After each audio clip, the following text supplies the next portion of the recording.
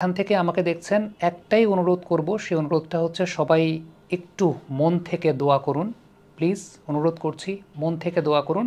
আর যদি খুব ব্যস্ততা থাকে অন্তত সূরা ফাতিহা একবার পাঠ করে মহান আল্লাহ রাব্বুল আলামিনের দরবারে দোয়া করুন তামিম ইকবালের জন্য। সূরা ফাতিহাকে সূরাতুশ শিফা বলা হয় এবং এর অনেক অলৌকিক ক্ষমতা আছে আমরা জানি। যদিও কন্ডিশনটা এই মুহূর্তে স্টেবল হয়েছে খানিকটা, কিন্তু তারপরও সেটাকে পুরোপুরি আশঙ্কামুক্ত বলা যাচ্ছে না।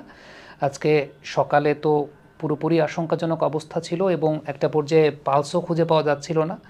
এবং সবচাইতে গুরুত্বপূর্ণ ব্যাপার যেটা ছিল সেটা হচ্ছে যে সিপিআরের কথা আমরা জেনেছি। তারপর দেবব্রত পাল, যিনি ম্যাচ রেফারি ছিলেন, তিনি পরবর্তী সময় বিভিন্ন গণমাধ্যমে অনেক ব্যাখ্যা দিয়েছেন। তিনি যেহেতু সামনেই ছিলেন বা ইনস্ট্যান্ট ওই সিচুয়েশনটা দেখেছেন, সব কিছু মিলিয়ে সকল ডাক্তারের উপরে তো আসলে একজন ডাক্তার বসে আছেন, তার হাতেই তো সব কিছু।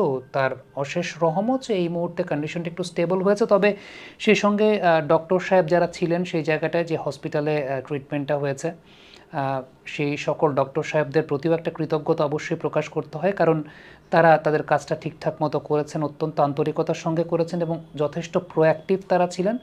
যথেষ্ট প্রোঅ্যাক্টিভ থেকে তারা সেই কাজটা করেছেন এবং ডক্টর সাহেবদের অসংখ্য ধন্যবাদ, অসংখ্য কৃতজ্ঞতার জায়গাটা। এবং মহান আল্লাহ রাব্বুল আলামিন ইনিশিয়াল ধাক্কাটা বাঁচিয়ে দিয়েছেন তামিম ইকবাল খানকে। সেটা একটা খুব মানে ভেতর থেকে বলতে চাইলে মহান আল্লাহ রাব্বুল আলামিনের প্রতি অশেষ কৃতজ্ঞতার জায়গা। কিন্তু তারপরও এখনও সিচুয়েশনটা আসলে আশঙ্কামুক্ত না। আমি বারবারই আসলে দোয়ার দরখাস্ত করব দর্শক যারা যেখান থেকেই দেখছেন এই মুহূর্তে। এবং ওই যেটা বলছিলাম যে অন্তত সূরা ফাতিহা একবার প্লিজ পাঠ করবেন, অন্তত যারা দেখছেন। খুব যদি ব্যস্ত থাকেন, আমি আজকে একটা বিষয়ে দেখেছি, সেটা হচ্ছে যে প্রফেশনালি বা পেশাগতভাবে হয়তো বা তামিম ইকবাল খানের সঙ্গে অনেকের অনেক দ্বিমতের জায়গা আছে, অনেকের অনেক দ্বিমতের জায়গা থাকে, বা যারা হয়তো বা বলেন পেশাগত জায়গা থেকে তামিম ইকবালের ব্যাপারে দ্বিমত পোষণ করেন, আমি তাদেরকেও আজকে দেখেছি দোয়ার দরখাস্ত করতে। তাদেরকেও দেখেছি এই মানুষটার সুস্থতা কামনা করার জন্য। তার মানে বোঝা যায় যে এই মানুষটা আসলে কতটা সম্মানের। বাংলাদেশের ক্রিকেট যারাই রিপ্রেজেন্ট করেছেন, দ্বিমতের জায়গা, পেশাদারিত্বের জায়গায় ভিন্ন মতের জায়গাটা থাকে, কিন্তু মানুষ হিসেবে সেই মানুষগুলো আসলে কতটা সম্মানের, কতটা ভালোবাসা, সেই বিষয়টা আমার কাছে মনে হয় বহিঃপ্রকাশিত হয়েছে। এবং আশা করব মহান আল্লাহ রাব্বুল আলামিন ওই ক্ষমতাটা তামিম ইকবাল খানকে দেবেন, তিনি সুস্থ হয়ে সেই ভালোবাসাগুলো দেখবেন। আমার মনে আছে কোভিডের সময়টাতে তামিম ইকবাল খান সাভার এবং ওই আশেপাশে গাজীপুর এরকম কিছু এলাকায় তিনি অ্যাম্বুলেন্সের ব্যবস্থা করেছিলেন, আমার সেটা মনে আছে। এবং আল্লাহ রাব্বুল আলামিন দুনিয়াতেই সেই নিদর্শনগুলো দেখিয়ে দেন যে ভালো কাজের যে পরিণামগুলো বা ভালো কাজের যে জায়গাটা, সেই জায়গাটা আজকে মানে সব কিছুর ম্যানেজমেন্টটা খুব ভালো হয়েছে। সবচেয়ে ইম্পর্টেন্ট ব্যাপারটা হচ্ছে যে একটা এই ধরনের ঘটনা ঘটার পর ওইখানে যারা ম্যানেজমেন্টের দায়িত্বে থাকেন, যারা সিচুয়েশনটা ম্যানেজ করেন, তারা কতটুকু প্রোঅ্যাক্টিভ ওয়েতে ম্যানেজ করছেন, এটা আল্লাহর রহমতে বেশ ভালো হয়েছে। আমি দেবব্রত পাল, টিটু ভাই ছিলেন সেই জায়গাটাতে, তাদের প্রত্যেকের ম্যানেজমেন্টের জায়গাটা খুব ভালো হয়েছে। এই সিচুয়েশনগুলো ম্যানেজমেন্টটা আসলে খুব গুরুত্বপূর্ণ বিষয়। এবং অনেকগুলো ব্যাপার তো আছে আসলে যেগুলো নিয়ে আমরা সবসময় কথা বলি, প্রিমিয়ার লিগের আগেও কথা বলেছি। প্রিমিয়ার লিগটা যেহেতু একটু হাই ইন্টেন্সিটির ক্রিকেট খেলা হয় এবং এই প্রিমিয়ার লিগে ম্যাক্সিমাম প্লেয়ার যারা খেলেন একটা বড় অংশ থাকে 30 বছরের উপরে। তো আগে একটা সময় ছিল কিন্তু প্রিমিয়ার লিগ আজকে যেমন মানে অ্যাম্বুলেন্স ছিল মাঠে, অ্যাম্বুলেন্স থাকাতে হসপিটালে নিয়ে যাওয়া সম্ভব হয়েছে। একটা সময় কিন্তু প্রিমিয়ার লিগে মাঠে অ্যাম্বুলেন্স থাকতো না। আমার মনে আছে 2019 সালে যমুনা টেলিভিশন একটা রিপোর্ট প্রচারিত হয়েছিল যে ভ্যান দিয়ে প্লেয়াররা অসুস্থ হলে, সরোয়ার্দী শুভর মাথায় একবার বল লেগেছিল মনে হয়, আমার মনে আছে, ভ্যান দিয়ে প্লেয়ারদেরকে অসুস্থ হলে পরে চিকিৎসা দিতে নিয়ে যাওয়া হতো। কিন্তু যমুনা টেলিভিশনের ওই রিপোর্টটা হওয়ার পর এই জায়গাটায় অ্যাম্বুলেন্সের ইনক্লুশনটা হয়েছে, সিসিডিএম অ্যাম্বুলেন্স রাখার শুরু করেছে এর পরবর্তী সময় থেকে। কোভিডের সময়ও দেখছিলাম যে অ্যাম্বুলেন্স রাখা হচ্ছে। সো অ্যাম্বুলেন্স ছিল ওই জায়গায়, ম্যানেজমেন্টটা খুব দ্রুত হয়েছে, সেটা খুব ইম্পর্ট্যান্ট।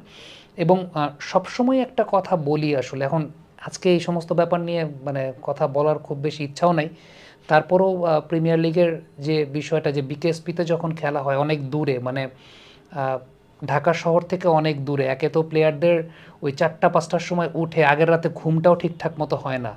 আগের রাতে ঘুমটাও ঠিকঠাক মতো হয় না।